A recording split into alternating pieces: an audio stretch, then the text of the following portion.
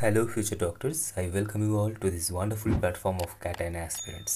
ওকে, তো WBMCC তাদের official ওয়েবসাইটে একটা নোটিফিকেশান পাবলিশ করেছে, যেখানে ওরা মেনশন করেছে যারা যারা ওয়েস্ট বেঙ্গলের রাউন্ড 1 কাউন্সিলিংয়ে কোনো একটা কলেজে অ্যাডমিশন নিয়েছে, তারা যদি কোনো কারণে তাদের অ্যাডমিটেড কলেজ থেকে সিট সারেন্ডার করতে চায়, তাহলে 25 তারিখ এবং 26 তারিখ মানে 25শে সেপ্টেম্বর এবং 26শে সেপ্টেম্বর সকাল 11টা থেকে 4টের মধ্যে তাদের অ্যালোটেড কলেজে গিয়ে সিট সারেন্ডার করাতে পারে।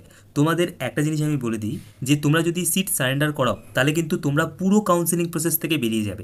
তোমরা যদি সিট সারেন্ডার করো তাহলে যে কলেজে তোমরা অ্যাডমিশন নিয়েছিলে সেই কলেজ থেকে তোমাদের অ্যাডমিশন তো ক্যান্সেল হবে, তার পাশাপাশি কিন্তু তোমরা পুরো কাউন্সিলিং প্রসেস থেকে বেরিয়ে যাবে। তোমরা চাইলে আর রাউন্ড 3 কাউন্সিলিং পার্টিসিপেট করতে পারবে না, বা স্ট্রে ভ্যাকেন্সি রাউন্ড কাউন্সিলিংও তোমরা পার্টিসিপেট করতে পারবে না। আচ্ছা, যেহেতু এই জায়গাটা খুবই ইম্পর্টেন্ট, সেই জন্য তোমাদের আমি আরেকবার বলে দিচ্ছি, যদি তোমরা তোমাদের অ্যাডমিটেড কলেজ থেকে সিট সারেন্ডার করো তাহলে কিন্তু তোমরা নেক্সট রাউন্ড কাউন্সিলিং পার্টিসিপেট করতে পারবে না, পুরো কাউন্সিলিং প্রসেস থেকে কিন্তু তোমরা বেরিয়ে যাবে।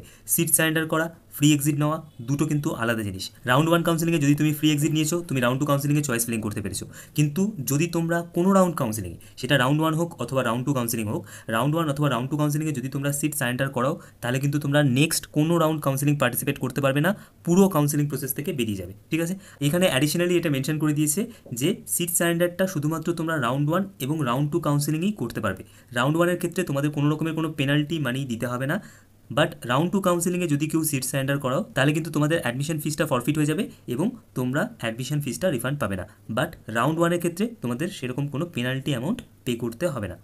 অ্যান্ড এখানে মেনশন করেছে যে তোমরা তোমাদের অ্যাডমিটেড কলেজ থেকে যদি সিট সারেন্ডার করো, তাহলে একটা server generated seat surrender letter তোমাদেরকে দেবে। আচ্ছা, আরেকটা জিনিস এখানে মাথায় রাখবে, যে রাউন্ড 3 কাউন্সিলিংয়ে কিন্তু সিট সারেন্ডারের অপরচুনিটি তোমরা পাবে না। দেখো, তোমাদের যেটা বললাম যে the seat surrender is not allowed from round 3 counselling any further till the counselling process is over. তো রাউন্ড 3 কাউন্সিলিং অনওয়ার্ডস কিন্তু, মানে রাউন্ড 3 কাউন্সিলিং এবং অনলাইন স্টে ভ্যাকেন্সি রাউন্ড কাউন্সিলিংয়ে তোমরা সিট সারেন্ডার করতে পারবে না। কাউন্সিলিং প্রসেস চলাকালীন তোমরা সিট সারেন্ডার করতে পারবে না।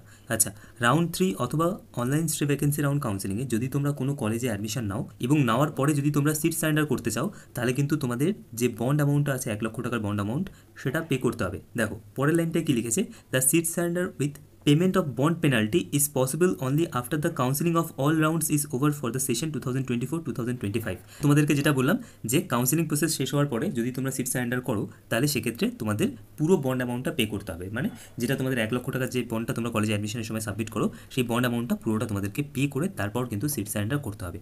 ঠিক আছে, তো যারা যারা অল ইন্ডিয়া কোটা রাউন্ড 2 কাউন্সিলিংয়ে ভালো কোনো একটা কলেজ পেয়েছো, এবং তোমরা যদি চাও যে অল ইন্ডিয়া কোটা রাউন্ড 2 কাউন্সিলিংয়ে তোমাদের যে কলেজে সিট অ্যালোটেড হয়েছে সেই কলেজে অ্যাডমিশন নিতে, এবং ওয়েস্ট বেঙ্গলের রাউন্ড 1 কাউন্সিলিংয়ে যে কলেজে তোমাদের জন্য সিট অ্যালোটেড হয়েছিল সেখান থেকে সিট সারেন্ডার করতে, তাহলে কিন্তু তোমাদের কাছে এই যে স্টিপুলেটেড টাইম পিরিয়ডটা WBMCC থেকে দিয়েছে, সেই টাইম পিরিয়ডের মধ্যে কিন্তু তোমাদের রেসপেক্টিভ কলেজে গিয়ে সিট সারেন্ডার করাতে হবে।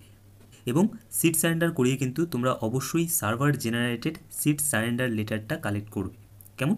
তো আই হোপ এই পুরো নোটিশটা আমি তোমাদেরকে ভালো মতোভাবে বোঝাতে পেরেছি। যদি তোমাদের এই পুরো ডিসকাশনটা ভালো লাগে, প্লিজ ভিডিওটিকে লাইক করো, চ্যানেলটিকে সাবস্ক্রাইব করো এবং এই ভিডিওটি তোমাদের বন্ধুদের সাথে অবশ্যই শেয়ার করো। কেমন?